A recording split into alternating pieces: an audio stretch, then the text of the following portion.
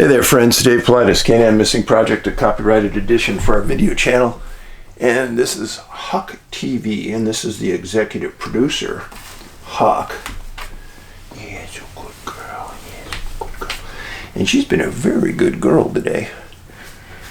Just wants a lot of loves. She wanted to stop in and say hello here. Hey, is it good? Is that good, huh? Yeah.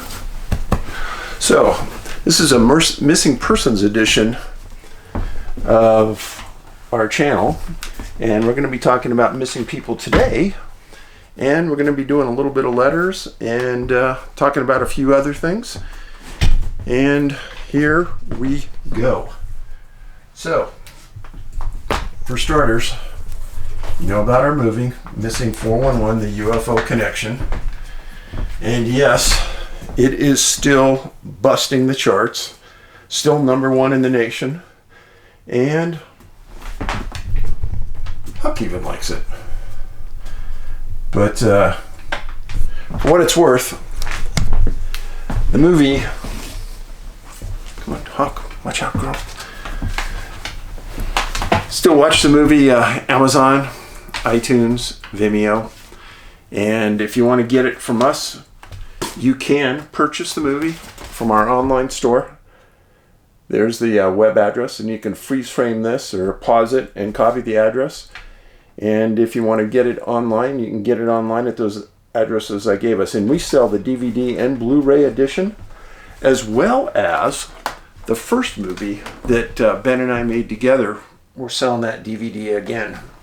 So, yeah, you can get them. And one thing people say, Dave, come on, start talking about your books more. Good point. I've written 11 books about missing people, all starting with Missing 411. Now the job. Here you go. And there's Missing 411 East, West, North America, Off the Grid, etc. And don't buy them at Amazon. Don't buy them on eBay. You will pay through the nose for them. Somewhere as high as $150. So our website store right there, you can be at the books for $24.99. Now, we don't sell on Amazon or eBay or any other site other than our website. And those are resellers ripping you off, so don't be victimized that way. And lastly, we all greatly appreciate the reviews that you've put down for the movie. And if you've watched the movie online on iTunes or Amazon, you can put a review down. So thank you for that. It's greatly, greatly, greatly appreciated. So thank you. The movie's doing better than either one of our other movies, believe it or not. It has higher ratings than The Hunted and Missing 411, our first movie. So, we'll see what happens. But if you really want to get an understanding of what's going on with the missing people scenario, this is really the first time that we've delved into any type of cause and effect. I don't make any claims in the movie. I don't make any hypothesis in the movie. But I do introduce you to several people who will tell you what happened to them. And I think that's the power of going out and actually interviewing individuals. So let's get into some of the letters. And the first one, Dave, hello and hope the holidays treated you well. They did. I've been watching your missing Bigfoot videos over the past few weeks, and like many, I find them compelling, intriguing, and captivating. So for you people who are new, I wrote 3 books about Bigfoot, and I studied it for 2 years, and I was paid to study it.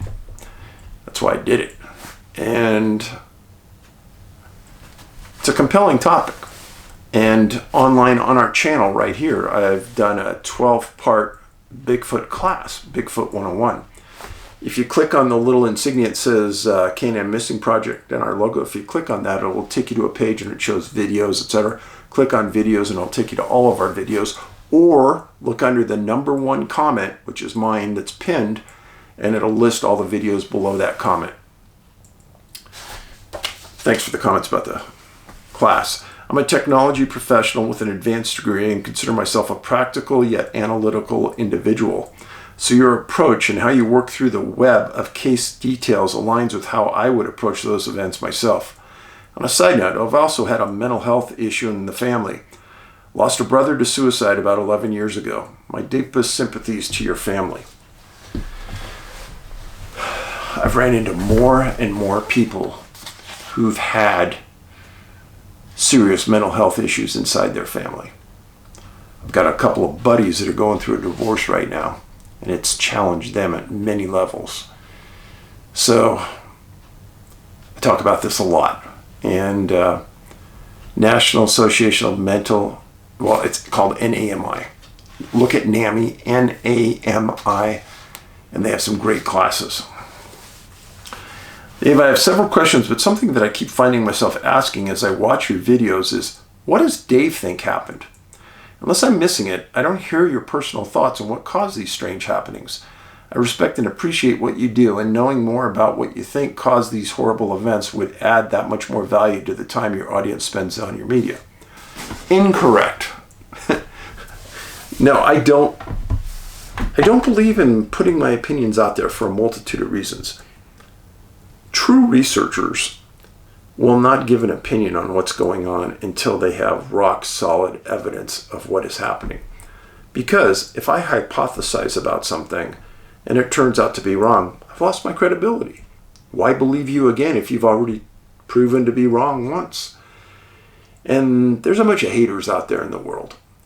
And they all want me to give an opinion about something so they can rip into it. So I'm going to give them that. And I know that this audience is super high in intelligence. You'll figure it out, just like I figure it out. Now, this movie, Missing 411, the UFO Connection, honestly, it seems like I was walked down a path by my nose on this. In the cases that I showed here, I was almost led to them by something, I don't know what, maybe Ben. So, my opinions about things aren't that important. I'm not an expert on really anything. I'm not the sharpest knife in the drawer. I do think I'm a decent investigator. And I do think I can read people pretty well. That's only because I've taken a lot of classes on how to interview and what to look for in interviews. Plan to email you again, but in the meantime, please let me know your thoughts and or begin including those in your videos. I don't think it would force the viewer or reader in a bad direction, or the contrary. I think it can only benefit. So, again, if you're in my position and you saw the amount of hate mail I get anyhow, giving more ammunition to those people is something I don't want to do. And I'll just stick to the facts and let you discern what's going on. Next video, or next email. Trying to be as brief as possible. Being conscious of the amount of messages you may receive. I appreciate that. And I appreciate if you really proofread what you send me, because some of it's really tough to understand. Listen to your Bigfoot 101 class 12 this morning. Fascinating. And add thereafter the need to write you. Thank you very much from the bottom of your heart for all your work and dedication to the topics of missing people, Bigfoot, and telling the truth of what is sadly going on in your great country. Same kind of stuff occurring in Western Europe. I've watched your documentary several times and given 5-star reviews on Amazon and iTunes. Thank you. I have also read 3 of your Missing 411 books who a friend living in the U.S. brought me to Europe, as these could not be purchased using a foreign credit card. Tribal Bigfoot is waiting on my desk. Dave, I've been struggling to find role models out there for many years. However, I can say that you're one of those gems, a lighthouse for humanity. I'm not exaggerating here at all. Unfortunately, I live far away and have personal constraints. Otherwise, I would love to be in Golden next week and meet you in person. Have you considered the possibility of having guests attend virtually? Have you also considered coming to Europe to give presentations and conferences? I'm quite sure that you would easily fill an auditorium. Going to Europe. So, I get invited to do a lot of different things in places. I don't organize them. The only thing I've ever organized recently was the movie premiere. And that was because I had a lot of help in that city, in that Phoenix area, from Phoenix MUFON to help kind of put it together. And Stacy in Phoenix MUFON really was the catalyst for that, so thanks, Stacy. But going to another country and setting something up, I would never do it. Now, if somebody else wants to set it up and have me as the speaker, sure, we can work something out. And I would come and we could see how it could happen. It's an expensive proposition, flying me over there and housing me and feeding me and paying me and then sending me home. It's not cheap. And those things are expensive. Now, spoke about gold in Colorado.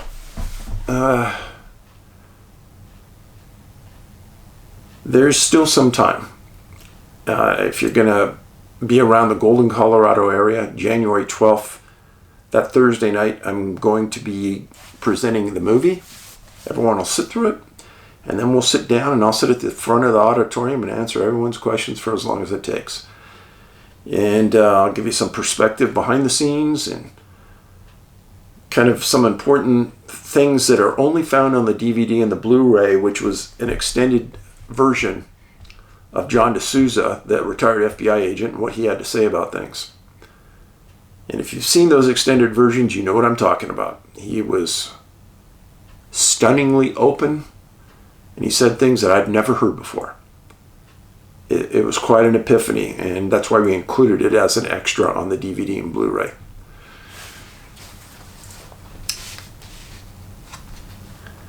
Questions on missing people. What percentage of missing people have received at least one COVID vaccine since these are available? Number one, that's confidential information. And according to our federal law here in the United States, that would be HIPAA, and it would be against the law to disclose that to anyone.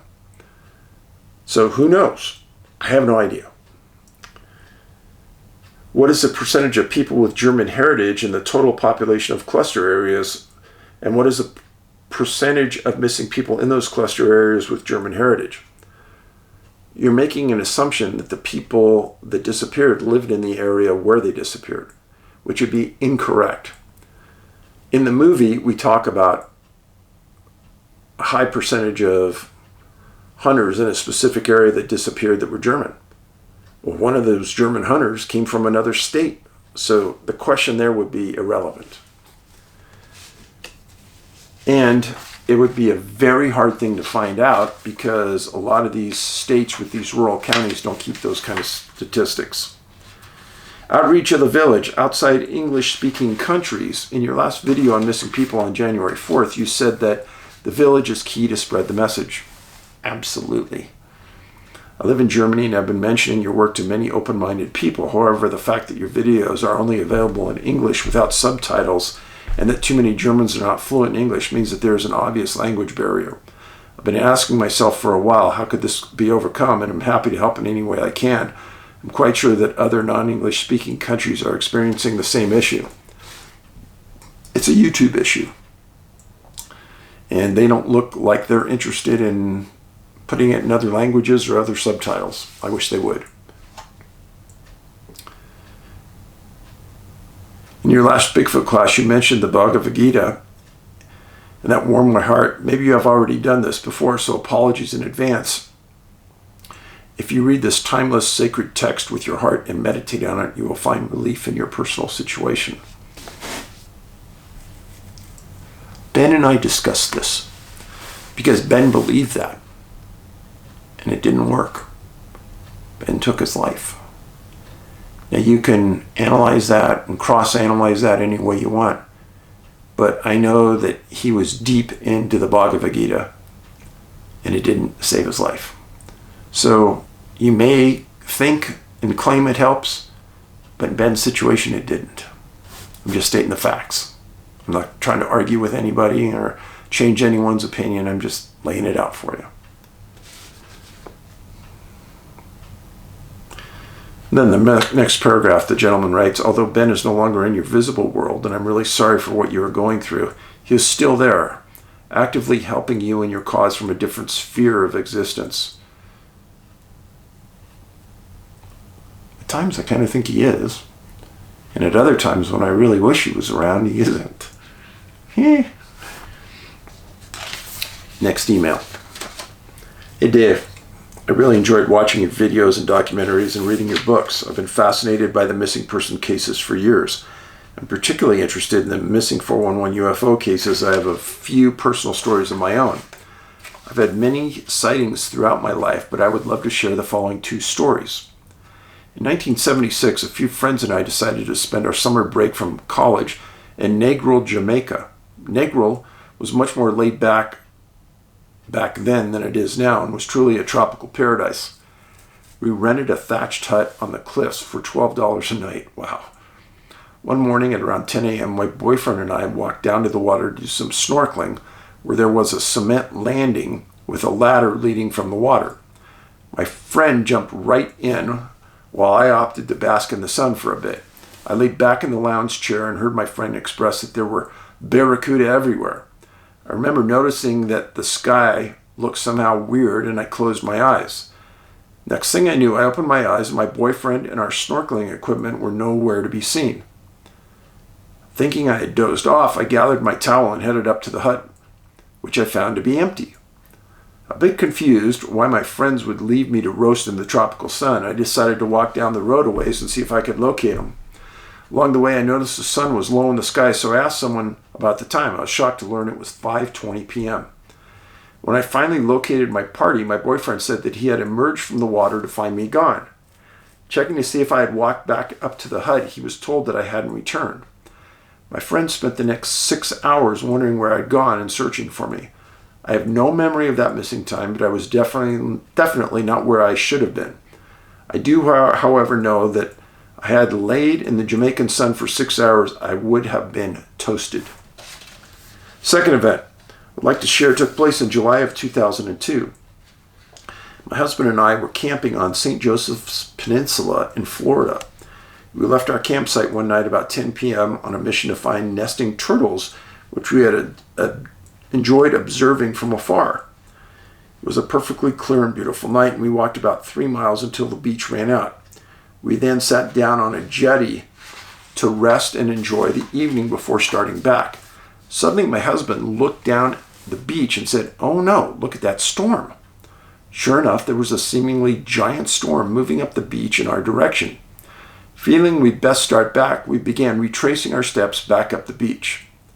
When the lightning began, we broke into a run as we were now the tallest things on the beach. It soon became obvious that we would not make it back to the camp, so we ran up into the dunes and lay down on the lee side of the slope. It was then that we noticed that the lightning right behind us was flashing in this huge cloud in colors of yellow, orange, magenta, and green. Wow, where's your video? Take the phone out and get that. Noting that this did not look like normal lightning, we suddenly became intensely fearful of our lives. We actually clasped our hands and said our goodbyes in case we didn't make it. As we lay in the sand looking up at the still starry sky before us, I began to focus on one particular star. I was suddenly transfixed on this that was behaving very strangely indeed. It would shoot across the sky and then shoot back again. It began to draw patterns in the sky, circles, triangles, spirals. I have personally seen this before. About this time, my husband asked me, "Did you see what I see?" I agreed that I did as we began to describe the motions of the star to each other. Suddenly, I gasped. "It's going vertical," as it fell towards us and stopped no more than 6 feet in front of my husband and I. Wow, now, I have not seen that. In total wonder, I focused on a bluish-green orb sitting right before my eyes. As I watched, I began to feel totally calm and enchanted by this light that seemed to be empathic somehow. I sat enthralled for what seemed like a very long time. My husband had stood up to watch the cloud when he said what I really needed to see this. The cloud had now moved out over the water. Coming from the bottom of the cloud were 3 large columns, each leading into the water. Inside these columns appeared to be golden glitter traveling back into the cloud. I was dumbstruck. We watched for a bit, then turned back to the orb. Next thing I knew, the orb was gone, as well as the column cloud. Just gone. The only lights we could see as we headed back to our campsite were the lights of the fishing boats ashore. I later reasoned what we had witnessed was a ship extracting gold from salt water. Would have loved to hear your thoughts. Now, I have taken way too much of your valuable time. I have other stories, but these two are involved witnesses. I've shared these with my family and friends through the years, of course, but I've always wanted to put it out in the public in a safe environment. Thank you for the opportunity to do just that. I hope you have a joyful Christmas and a happy and prosperous New Year. Last year was the worst of my life, I know. Worst of your life, I know. I can only get better from here. Blessings to you and yours. Great stories. Before I forget, Alaska Bigfoot cruise. I know some of you are giggling. Ha ha ha. Well, there's a professor on there, Professor Jeff Meldrum, and I will be hosting that cruise. And it leaves in early September 2023 from Seattle. And if you Google Alaska Bigfoot cruise, you'll find it. And it's going to be a blast. And one thing I like going on cruises is standing on deck at night and watching the stars. Because out there in the middle of nowhere where it's really dark, you can really see a lot. And this cruise is going to be in amongst some inner island areas in Alaska. It's just epically gorgeous there. Epic. And the people that are sponsoring the cruise said that when we do these shore excursions that we can invite people to go with us and do whatever we want to do as long as it's all paid for, of course. And I like to fish. So if there's some fishermen out there that want to take a shore excursion with me and Angie fishing, then you need to go on the cruise and sign up for the shore excursion with me. And it's going to be really fun. I guarantee it. We'll spend the whole day just talking, having good times, catching fish. Alaska Bigfoot cruise. Google it. Next letter. Hey Dave, I came from a village in Alsager, England, United Kingdom. In the mid-60s, I was out delivering newspapers to houses late afternoon. As I was walking up the path to a house, I felt something was watching me. I looked up, and just below the clouds was a gunmetal-colored flying saucer, completely stationary. I watched it for about 10 minutes, and it lifted up into the clouds, and I saw it no more. I carried on with my paper round as nothing really that unusual. Haha. The second sighting was more interesting. It was January 1974 when I walked out of the house for an evening. 7 West Grove, Alsager. I got to the top of the road, and to my right, up in the sky, was a large orange plasma ball coming my way from North Wales. I kept my eye on it as I walked up Morehouse Avenue, only to see it come to a stop to my right, about 60 feet away. It must have been around the same size. I looked at it, and it looked at me. How did it look at you? I don't understand that. I decided that I would get a look beneath it, so I walked on, and bugger me, it walked with me. Sod this for a game of soldiers, so I quickened my pace, and it kept pace. So I ran to get to the top of the street to turn right and get beneath it. It shot off within less than a blink of an eye towards Newcastle under Lyme. 12 miles away, completely gone, I walked on.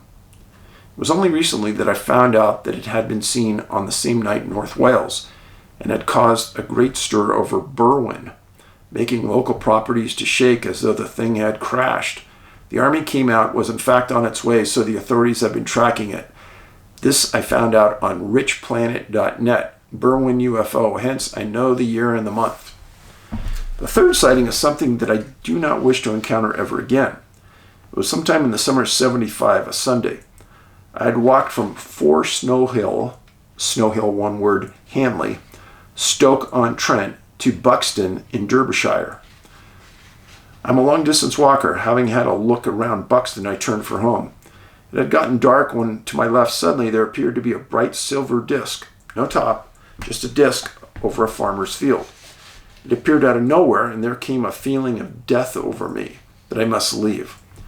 Just before I ran, there suddenly shone a bright beam of light from underneath the craft, and then 2 voices speaking to one another, mechanical voices.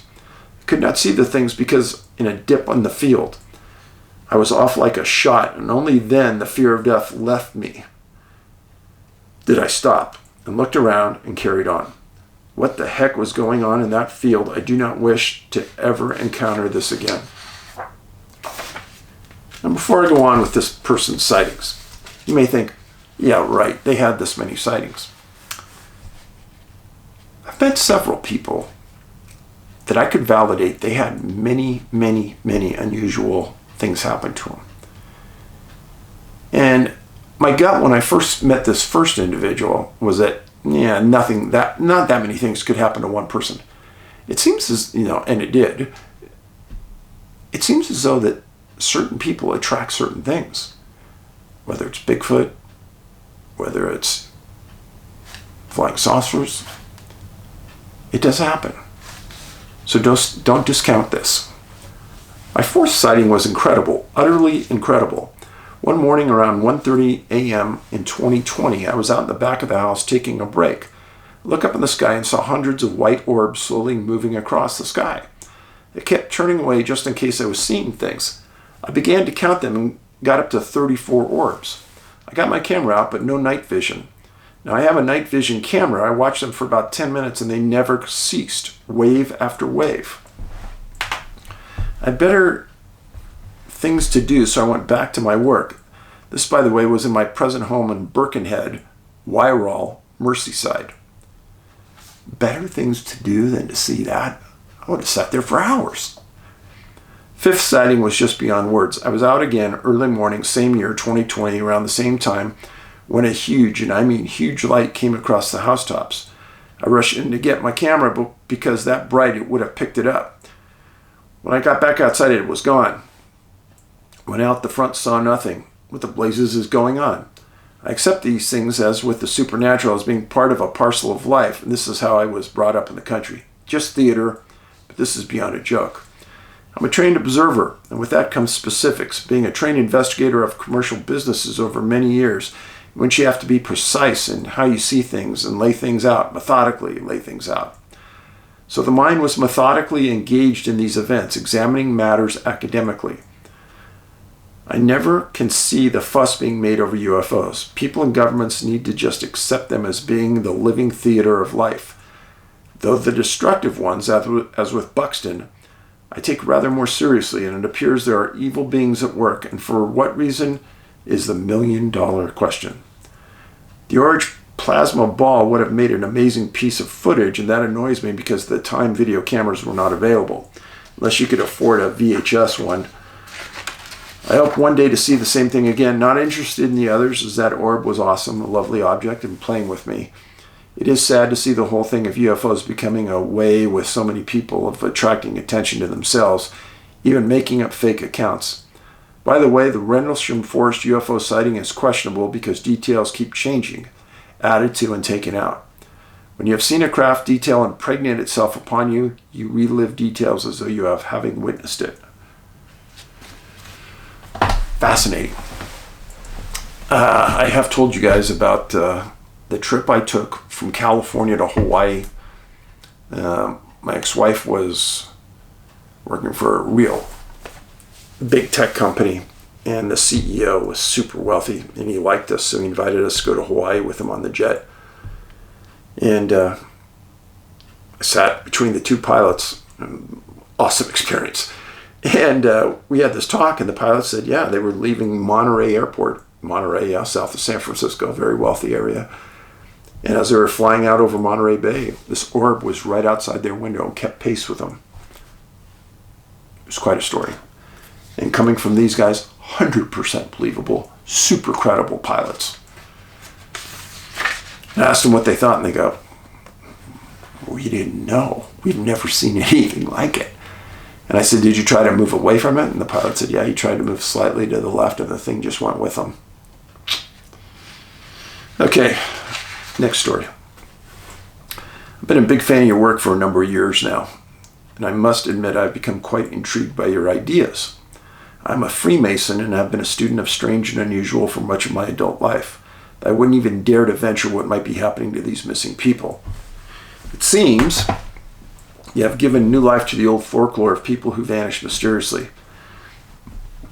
And when considered the work of elves, fairy, and hidden folk, I do believe humanity is dearly in need of a return to an element of mystery in our lives.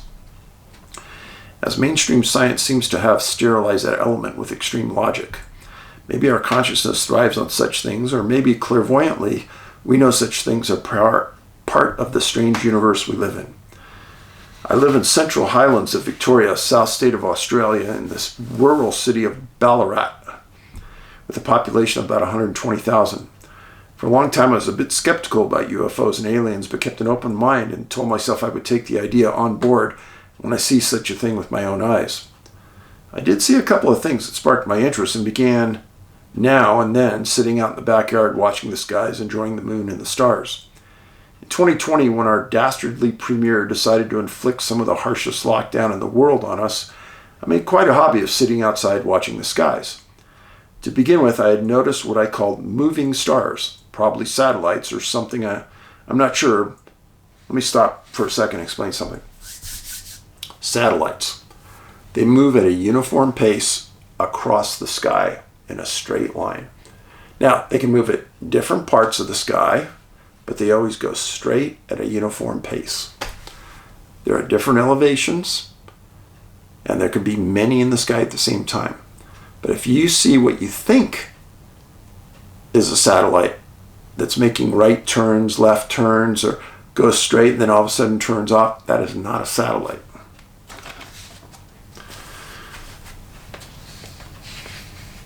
I'm not sure, but one night in May 8th at 7:30 p.m., a large orange goldish orb flew right over the top of me. Something like a fireball, but far more electrical looking. Sighting only lasted a few seconds before it disappeared behind the gum trees. I was quite blown away by it. My whole worldview was almost instantly altered. A few days later, not long after the sunset had set, I noticed an orange ball of light above the large cypress tree in the southern end of the garden. For a minute, I thought it was a street light, before realizing it was much too high to be that, which then made a sudden change of direction to the east, whereupon its tail became visible. I also watched a bright orange star-like object with a faint tail lazily cruising around in the sky to the southeast below the cloud cover. There are many other strange UFOs which I won't go into detail about, but I've never witnessed so many objects in such a short space of time. Question comes up. What changed in his area that suddenly there are these objects? Now, some people have made orbs associated with abductions, orbs associated with mutilations. And mutilations, I don't mean just livestock. There's been mutilations of cats, dogs. In England, cats, many mutilated cats. So I'd be interested if there were mutilated cats and dogs in this man's area when this was happening. It's hard to find out. You walk around your neighbors asking if they've seen any mutilated animals. They might think you're strange, but point being, some reason those things are around.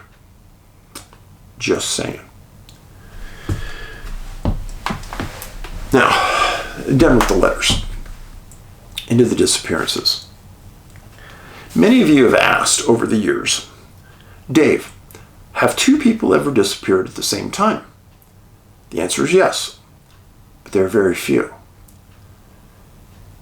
But I have two sets of cases where in very strange geography, topography, double disappearances occurred in different states. And I'm going to tell you about one of them right now. The name is called El Malpais, and it's a national monument in northwest New Mexico. I'll show you. So this right here is the Four Corners area of the southwestern United States. We've got Arizona, New Mexico, El Malpais National Monument right here. Got it? Cluster of disappearances in Santa Fe, cluster of disappearances here in Arizona, and I could go on. But this is the location we're going to talk about tonight. are today. The National Monument is patrolled, monitored, and maintained by the National Park Service. It's a 100,000 acre lava field. It's a 144,000 acre park with some forested area in it. And let me ask the audience, anybody know what El Malpais means in Spanish? Anybody know? Go ahead. You're right. You're right. It means Badlands. The Badlands. So El Malpais National Monument has an elevation of 6,400 feet. Pretty high. And it's patrolled, maintained by the National Park Service, just like a national park.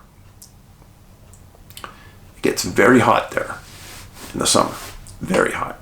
And it gets very cold in the winter. Now this story involves a father and a daughter. First person is a man named James Chatman, 46 years old. James was born and raised in Iowa. Kind of a good old boy. And he was living when this occurred in Albuquerque with his wife. And he was an accountant for a place called Sandia Casino. And they had 2 daughters. Now the second person that was with James was his daughter, Crystal Tuggle, 20 years old. A couple years earlier, she graduated from Del Norte High School in Albuquerque and was an honors graduate. One report that I researched stated that she was a student at the University of New Mexico studying to be an osteopath. Second report stated that she was a certified massage therapist owning her own business. Hard to say what is true. Maybe she was doing both. Point was, she was smart.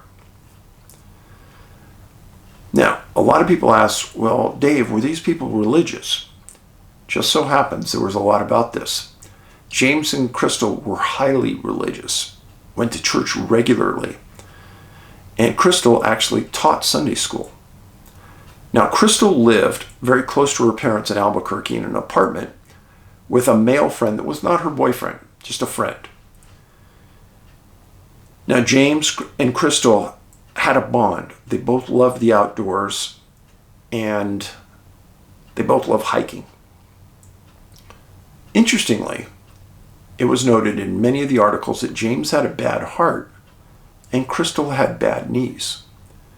And many of the people I've written about had ailments or congenital issues that were not visible if you just looked at the people. So keep that in mind. So the important part of this is that the closeness of these 2 people is important. And they spent a lot of time together because they got along so well.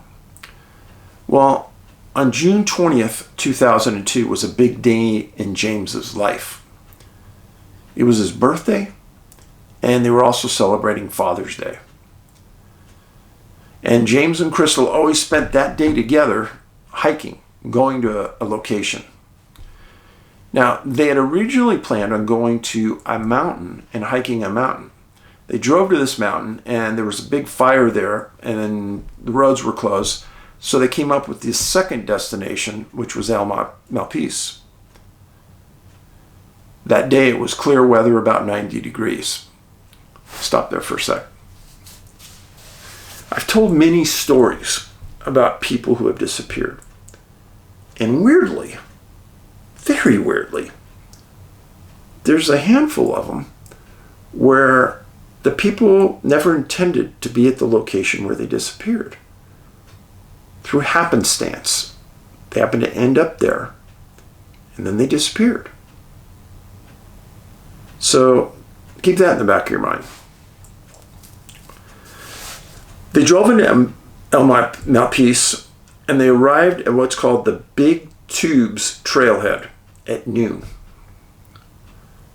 Parked their car and they got out. In the parking lot was a National Park Service archaeological team. Well, that's kind of weird. And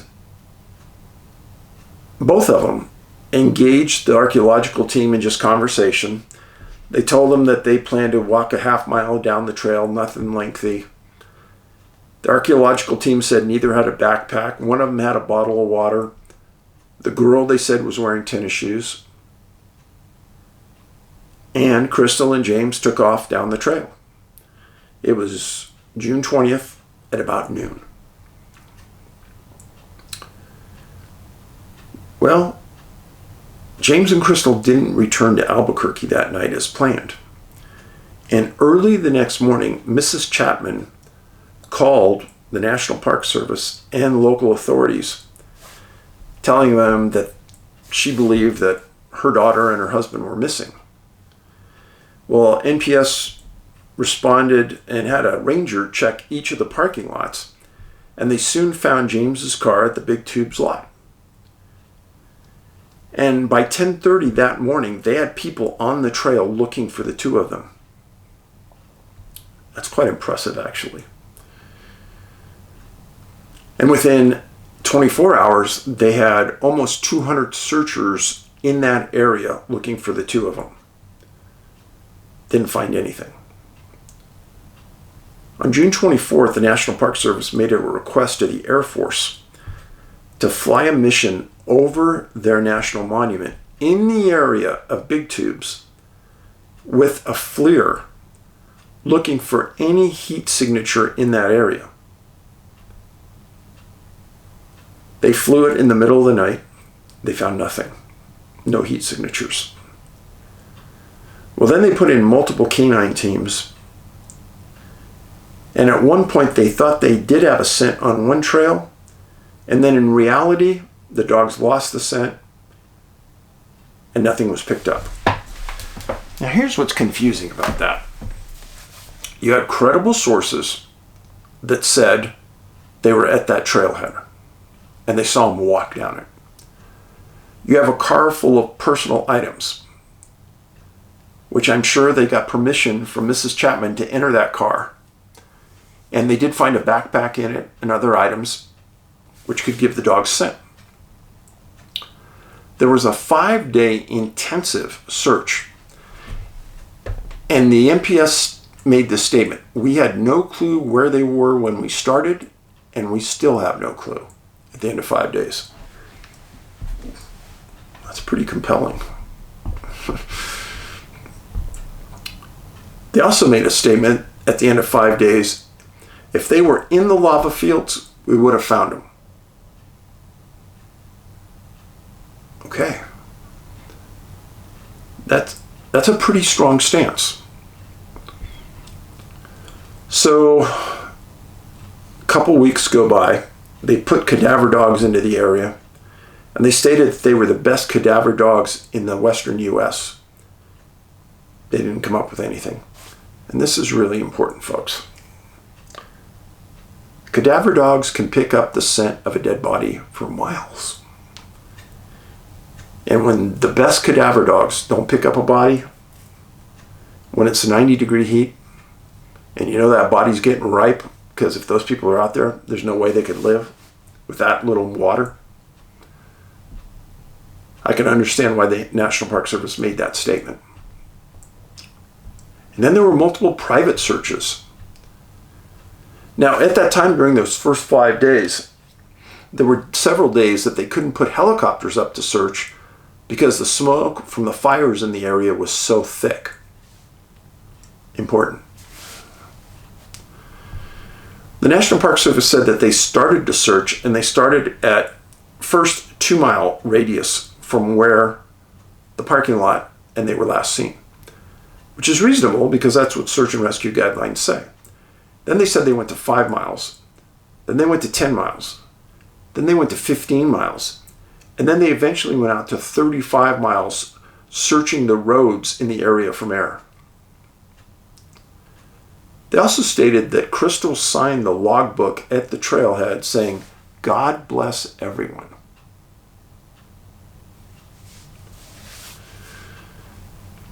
NPS superintendents were adamant that they had the best dogs in the area looking for these people, and they were perplexed. The tone in the articles that I reviewed showed discouragement, confusion, bafflement, because for two people to disappear is almost unheard of. Now, this is James, and this is his daughter, Crystal. James, again, an accountant at Sandia Casinos, heart problem. Crystal had bad knees. That's why they were only taking a half-mile hike. A loving father and daughter. I get this. I get this. To do things with your child is huge. And to spend Father's Day doing that, it would be the best. It would be the best.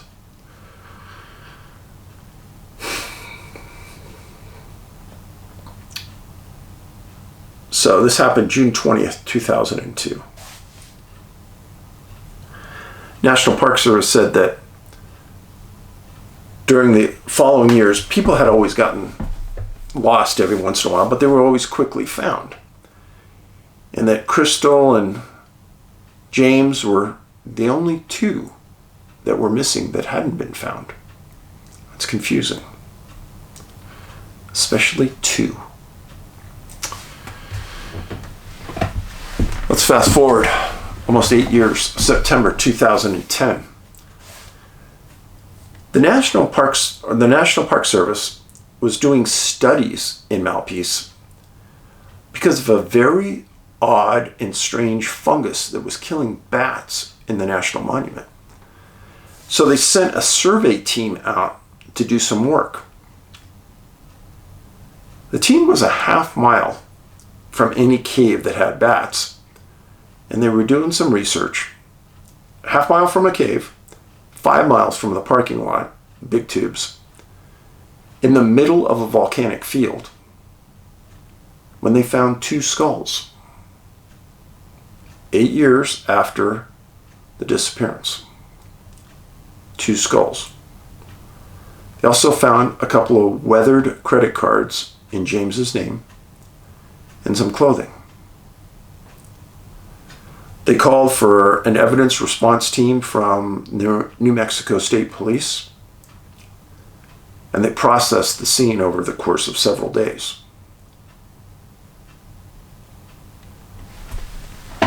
The National Park Service sent the remains to a lab for dental checks because they did have teeth in the skulls. And they positively identified them as James and Crystal. Stunning.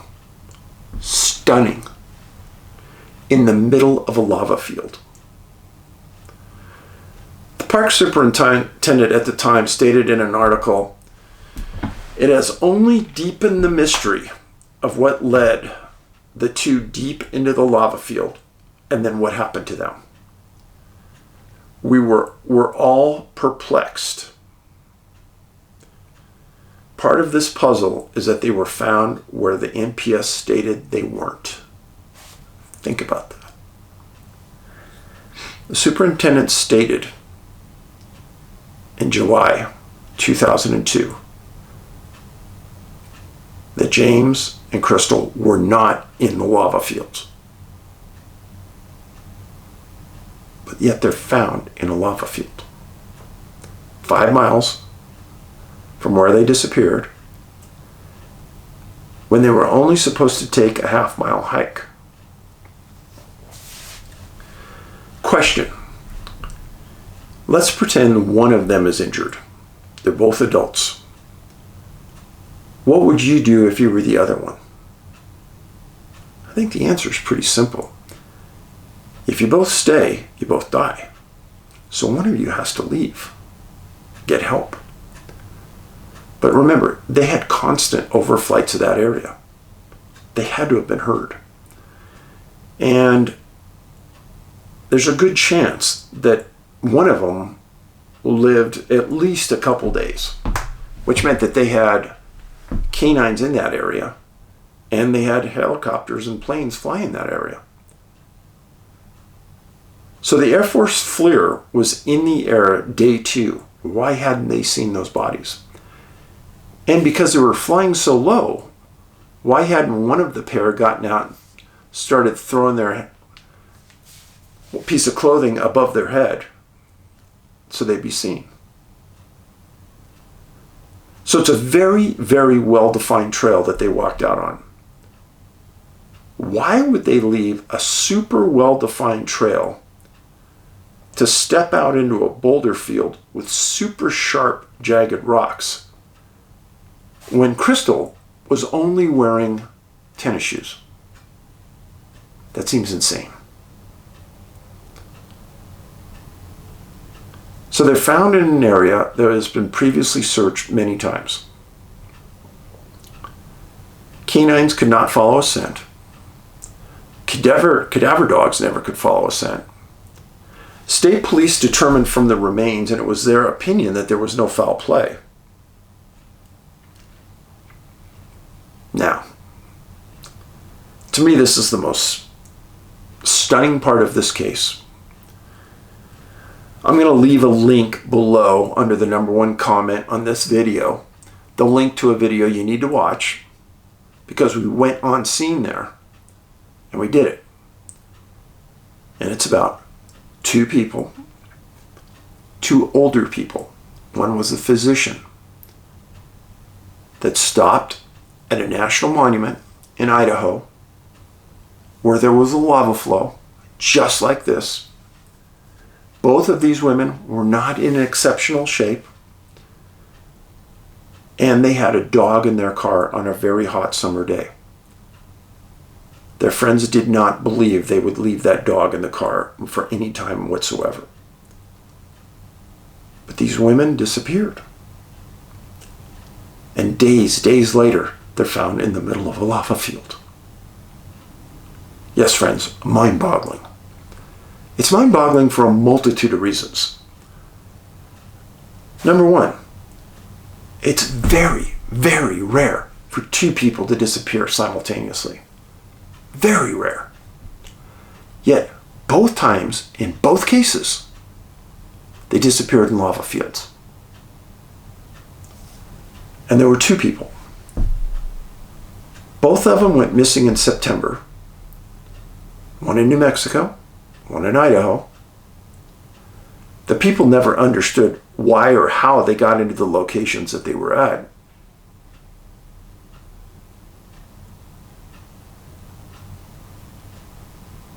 Both were national monuments. FLIR and helicopters failed to find them alive. Both were found in an area previously searched. And both were not dressed or had intended to go deep into a lava field.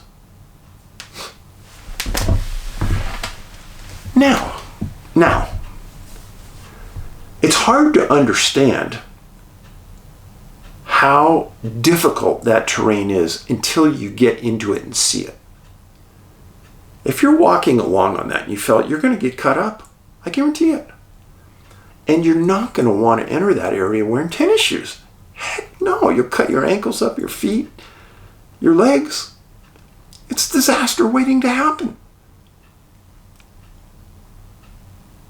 Now, if you got into that area, let's say, voluntarily, and there were no monuments so you could walk your way out back to the trail, why wouldn't you make yourself known when there were flyovers? But let's think about missing 411, the UFO connection. Why wouldn't the canines pick up a scent if you were there?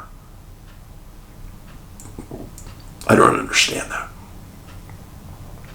Why wouldn't cadaver dogs pick up a body unless it wasn't there?